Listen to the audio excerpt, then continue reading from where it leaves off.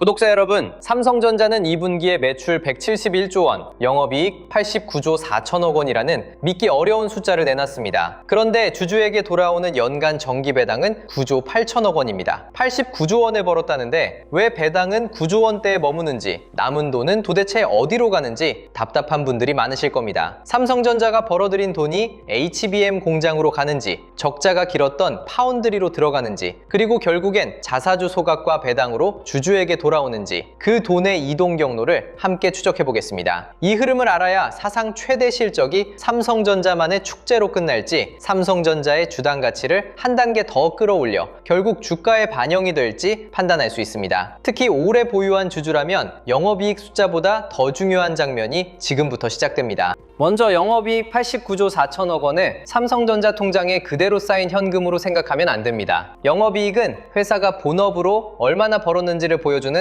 회계상 이익입니다. 여기에서 세금과 이자, 각종 비현금 비용이 반영되고 재고와 매출 채권 같은 운전자본의 변화도 거쳐야 실제 영업 현금 흐름이 나옵니다. 그리고 반도체 회사는 여기서 끝나지 않습니다. 새 공장을 짓고 장비를 들여놓으며 공정을 개발하는데 막대한 설비 투자가 들어가죠. 이 돈까지 빼고 실제로 자유롭게 쓸 수 있는 현금이 잉여 현금 흐름입니다. 삼성전자의 주주 환원 정책도 영업이익이 아니라 이 잉여 현금 흐름을 기준으로 설계되어 있습니다. 영업이익은 많이 벌었는지를 보여주고 잉여 현금 흐름은 그중 얼마를 실제로 나눌 수 있는지를 보여주는 셈이죠. 두 숫자를 구분하지 않으면 배당도, 투자도, 자사주 정책도 모두 잘못 해석하게 됩니다. 삼성전자는 2024년부터 2026년까지 발생한 잉여 현금 흐름의 50%를 주주에게 환원한다는 정책을 운영하고 있습니다. 연간 정기배당 총액은 9조 8천억 원으로 유지하고 3년 동안 쌓인 잉여 현금 흐름을 계산한 뒤 정기배당을 제외하고도 환원할 몫이 남으면 추가 환원을 검토하는 구조입니다. 그래서 한 분기 영업이익이 급증했다고 다음 분기 배당이 같은 비율로 뛰는 방식은 아닙니다. 반도체 업황은 좋을 때와 나쁠 때의 차이가 워낙 큽니다. 호황기에 배당을 급격히 늘렸다가 불황기에 다시 줄이면 장기 주주가 예상할 수 있는 현금 흐름이 무너집니다. 삼성전자는 정기 배당을 일정하게 유지하면서 투자와 현금 여력을 확인한 뒤 추가 배당이나 자사주 매입과 소각으로 남는 돈을 돌려주는 방식을 택한 겁니다. 주주 입장에서는 당장 배당이 더 늘지 않아 아쉬울 수 있습니다. 하지만 중요한 것은 남겨둔 돈이 주주보다 회사만 편하게 만드는 현금이 되는지 아니면 더 큰 이익을 만드는 투자로 돌아오는지입니다. 올해 삼성전자가 연구개발과 시설에 투입하겠다고 밝힌 금액은 110조 원을 넘습니다. 지난해에는 시설 투자 52조 7천억 원, 연구개발 37조 7천억 원을 합쳐 총 90조 4천억 원을 투입했습니다. 올해는 여기서 다시 20조 원 가까이 규모를 키우는 셈입니다. 분기 영업이 89조 원이 크다고 느껴지지만 연간 투자 계획 110조 원과 나란히 놓으면 전혀 다른 그림이 보입니다. 삼성전자는 돈을 쌓아두는 회사가 아니라 벌어들인 돈보다 더 큰 규모의 투자를 매년 반복해야 경쟁력을 지킬 수 있는 제조업체입니다. 공장 한번 잘 지었다고 10년 동안 같은 장비로 버티는 사업도 아닙니다. 미세 공정이 바뀌고 HBM 세대가 넘어갈 때마다 새로운 장비와 공정 개발이 필요합니다. 고객이 요구하는 속도와 전력 효율이 달라지면 기존 생산 라인도 다시 손봐야 하죠. 그래서 지금의 110조 원은 단순한 지출이 아닙니다. 삼성전자가 AI 반도체 시장에서 다시 주도권을 가져오기 위해 지불하는 입장료에 가깝습니다. 가장 많은 기대가 쏠린 곳은 역시 HBM입니다. 삼성전자는 올해 초 HBM4의 상업 출하를 시작했고 HBM4E 12단 제품은 주요 글로벌 고객사에 샘플을 보냈습니다. HBM4E는 한 스택당 대역폭을 최대 3.6TB까지 끌어올리고 전력 효율과 열 특성도 개선한 제품입니다. AI 가속기가 더 많은 데이터를 빠르게 처리할수록 이런 고성능 메모리의 가치는 커집니다. 하지만 HBM은 기술 발표만으로 돈을 벌 수 있는 제품이 아닙니다. 샘플을 보내고 고객의 테스트를 통과하고 생산 물량을 배정받고 높은 수율로 제때 납품해야 이익이 됩니다. 투자금이 공장에 들어간 뒤 고객 승인이 늦어지면 감가상각비부터 먼저 발생합니다. 반대로 승인과 양산이 계획대로 이어지면 새로 깔아둔 생산 능력이 매출과 이익으로 빠르게 바뀝니다. 결국 HBM 투자의 성패는 기술 이름이 아니라 승인 속도와 수율, 공급 물량에서 결정됩니다.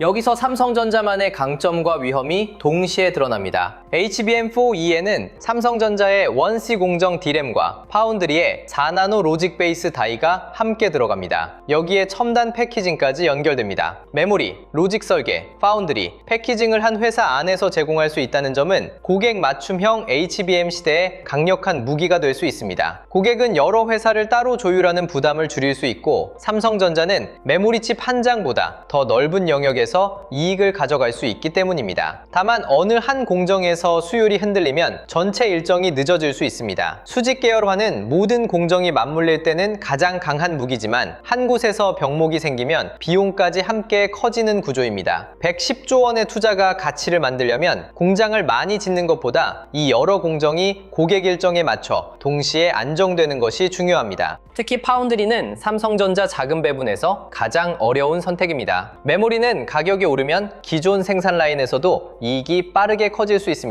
하지만 파운드리는 고객이 설계를 맡기지 않으면 첨단 장비가 있어도 가동률을 올릴 수 없습니다. 공장을 멈춰놔도 감가상각비와 유지비는 계속 발생합니다. 그래서 파운드리는 기술 격차만큼 고객 확보와 가동률이 중요합니다. 2나노 공정을 개발했다는 발표보다 실제 대형 고객이 양산을 맡기고 생산 라인을 얼마나 오래 채워주는지가 손익을 좌우합니다. 삼성전자는 선단 공정 생산 라인의 가동률을 높이고 HBM4용 베이스 다이와 AI, 고성능 컴퓨팅 고객 주문을 확대하겠다는 계획을 세웠습니다. 이 계획이 성공하면 그동안 파운드리에서 발생했던 비용 부담이 이익의 지렛대로 바뀔 수 있습니다. 반대로 고객 확보가 늦어지면 메모리에서 번 돈이 파운드리 적자를 메우는 모습이 반복될 수 있습니다. 최근 브로드컴과 맺은 협력은 그래서 단순한 호재 기사보다 의미가 큽니다. 삼성전자와 브로드컴은 2030년까지 5년 동안 메모리와 파운드리 분야에서 2천억 달러 이상으로 추산되는 협력을 추진하기로 했습니다. HBM뿐 아니라 2나노 이하 파운드리, 고속통신용 반도체, 첨단 패키징까지 범위가 넓습니다. 브로드컴은 빅테크의 맞춤형 AI 가속기 설계에서 영향력이 큰 회사입니다. 이 고객의 주문이 실제 양산 계약으로 이어진다면 삼성전자는 엔비디아 중심의 HBM 시장을 넘어 맞춤형 AI 반도체 공급망으로 고객 기반을 넓힐 수 있습니다. 다만 현재 발표된 것은 큰 협력의 방향을 정한 MOU입니다. 2천억 달러가 당장 확정 매출로 들어오는 것은 아닙니다. 제품별 계약과 생산 일정, 고객 승인, 실제 발주가 뒤따라야 합니다. 숫자의 크기보다 이 협력이 삼성전자의 파운드리 가동률을 언제부터 높이기 시작하는지를 봐야 하는 이유입니다. 삼성전자가 주요 고객과 3년에서 5년짜리 장기 반도체 계약을 확대하려는 움직임도 같은 맥락입니다. 메모리 산업은 공급이 부족할 때 가격이 급등하고 업체들이 증설을 끝내면 공급이 늘어나 가격이 다시 무너지는 사이클을 반복해왔습니다. 호황기에 벌어들인 돈으로 공장을 지었는데 완공 시점에 업황이 꺾이면 투자금 회수 기간이 길어집니다. 장기 계약은 이 변동성을 줄여줍니다. 고객은 필요한 물량을 안정적으로 확보하고 삼성전자는 몇 분기 뒤에 공장 가동률과 현금 흐름을 더 정확하게 예상할 수 있습니다. 이 구조가 자리 잡으면 삼성전자는 단순히 메모리 가격이 오를 때만 이익이 커지는 회사에서 장기 주문을 기반으로 이익의 지속성을 높이는 회사로 이동할 수 있습니다. 시장이 삼성전자에 더 높은 평가를 주려면 최고 이익의 높이보다 이익의 흔들림이 줄어드는 과정이 필요합니다. 연구개발비 37조 7천억 원도 그냥 비용으로 볼 수 없습니다. HBM의 속도를 높이는 공정, 열을 줄이는 패키징, 2나노 이하 파운드리, AI 서버용 SSD, 전력 효율을 높이는 설계가 모두 이 돈에서 나옵니다. 반도체는 오늘 많이 팔았다고 내일도 같은 제품으로 돈을 버는 산업이 아닙니다. 지금 판매하는 제품의 이익으로 다음 세대 제품을 준비하지 못하면 한 번의 세대 전환에서 고객을 통째로 잃을 수 있습니다. 삼성전자가 HBM 경쟁 초기에 시장의 기대를 따라가지 못했던 경험도 이 점을 보여줍니다. 투자를 줄이면 당장 잉여 현금 흐름과 배당 여력은 좋아 보일 수 있습니다. 그러나 기술 격차가 벌어지면 몇 년 뒤 이익 자체가 줄어듭니다. 반대로 연구개발비가 늘어도 고객이 선택하지 않는 기술에 돈을 쓴다면 주주 가치는 커지지 않습니다. 연구개발은 많이 쓰는 것보다 고객 주문으로 회수하는 능력이 중요합니다. 이제 주주가 가장 궁금해하는 자사주를 보겠습니다. 삼성전자는 2024년 말 10조 원 규모의 자사주 매입 계획을 발표했고 이후 매입을 마쳤습니다. 이 가운데 직원 보상에 활용할 물량을 제외한 주식은 소각 절차가 이어졌습니다. 자사주 소각은 배당과 방식이 다릅니다. 배당은 주주 계좌에 현금을 넣어주지만 자사주를 사서 없애면 시장에 남아있는 주식 수가 줄어듭니다. 회사의 전체 이익이 같아도 한 주가 차지하는 몫이 커지는 효과가 생깁니다. 장기 주주에게는 일회성 배당보다 자사주 소각이 더 강한 신호가 될 때도 있습니다. 다만 매입과 소각은 반드시 구분해야 합니다. 회사가 주식을 사들였더라도 직원 보상에 다시 사용하면 주식 수를 영구적으로 줄이는 효과는 제한됩니다. 주당 가치를 높이는 환원인지 보상 재원을 마련하기 위한 매입인지 목적을 확인해야 합니다. 최근 거론된 90조 원 규모의 자사주 매입설도 같은 기준으로 봐야 합니다. 삼성전자는 직원 성과 보상을 위한 주식 매입을 검토하고 있지만 매입 시기와 규모는 아직 확정되지 않았다고 밝혔습니다. 90조 원이라는 숫자만 보고 거대한 주주 환원이 곧 시작된다고 단정하면 안 됩니다. 성과 보상을 위한 자사주 매입은 회사와 직원의 이해관계를 주가에 연결한다는 장점이 있습니다. 핵심 인력을 붙잡고 장기 성과를 유도하는 효과도 기대할 수 있죠. 반면 직원에게 지급된 주식이 시장에 나오면 매물 부담이 생길 수 있고 기존 주주의 지분 가치를 높이는 소각과는 성격이 다릅니다. 그래서 앞으로 공시가 나오면 총 매입 규모만 볼 것이 아니라 얼마를 소각하고 얼마를 직원 보상에 쓰는지 나누어 봐야 합니다. 같은 자사주 매입이라도 돈의 최종 목적지는 완전히 다릅니다. 삼성전자가 벌어들인 돈은 반도체에만 들어가는 것도 아닙니다. 회사는 로봇, 의료기술, 자동차 던장, 냉난방 공조 분야에서 의미 있는 인수합병 기회를 찾겠다고 밝혔습니다. 이 선택은 삼성전자의 새로운 성장축을 만들 수 있지만 주주 입장에서는 더 엄격하게 봐야 합니다. 좋은 인수합병은 기존 사업과 기술을 연결해 혼자 만들기 어려운 시간을 사는 일입니다. 반대로 비싼 가격의 회사를 사놓고 시너지를 만들지 못하면 현금만 줄어듭니다.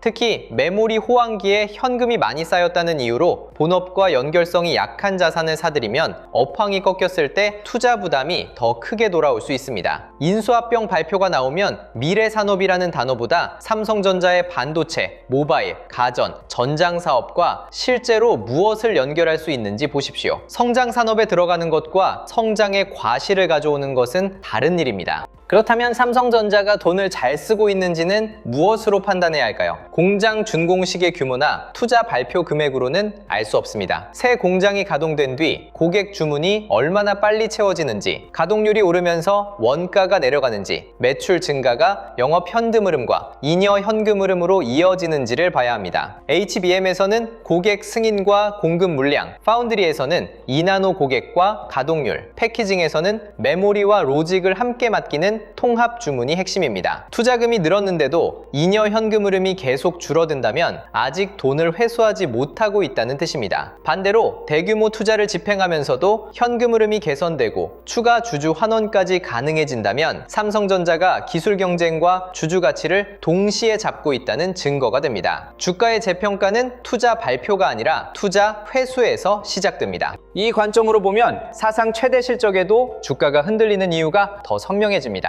시장은 삼성전자가 돈을 많이 벌었다는 사실을 이미 알고 있습니다. 이제 확인하려는 것은 이 이익이 메모리 가격 급등이 만들어낸 일시적인 정점인지 HBM과 파운드리의 경쟁력 회복이 만든 구조적인 변화인지입니다. 메모리 가격이 유지되는 동안 파운드리 가동률이 올라가고 HBM4와 HBM4E가 고객 주문으로 연결되며 장기 계약이 이익의 변동성을 줄인다면 지금의 투자 확대는 강력한 정답이 됩니다. 하지만 중국의 범용 메모리 증설이 빨라지고 AI 투자 회수에 대한 의심이 커지며 파운드리의 고객 확보가 늦어진다면 110조 원 투자는 현금 흐름을 압박할 수 있습니다. 같은 투자금도 업황과 실행력에 따라 미래 이익이 되기도 하고 미래 비용이 되기도 합니다. 주주환원 역시 배당금 하나로만 평가하면 놓치는 것이 많습니다. 정기 배당 9조 8천억 원, 추가 배당 가능성, 자사주 매입, 실제 소각 규모, 그리고 투자 뒤 남는 잉여 현금 흐름을 한 묶음으로 봐야 합니다. 배당이 많아도 성장 투자를 멈춰 이익이 줄어들면 주당 가치는 오래가지 못합니다. 투자를 많이 해도 현금이 계속 사라지고 주주환원이 뒤로 밀리면 시장은 경영진의 자금 배분 능력을 의심하게 됩니다. 가장 좋은 구조는 투자로 이익을 키우고 커진 잉여 현금 흐름의 일부를 배당과 소각으로 돌려주며 남은 돈으로 다시 다음 세대를 준비하는 선순환입니다. 삼성전자가 이 선순환을 증명하는 순간 시장은 단순한 메모리 경기 민감주가 아니라 AI 반도체 플랫폼 기업에 가까운 평가를 줄 수 있습니다.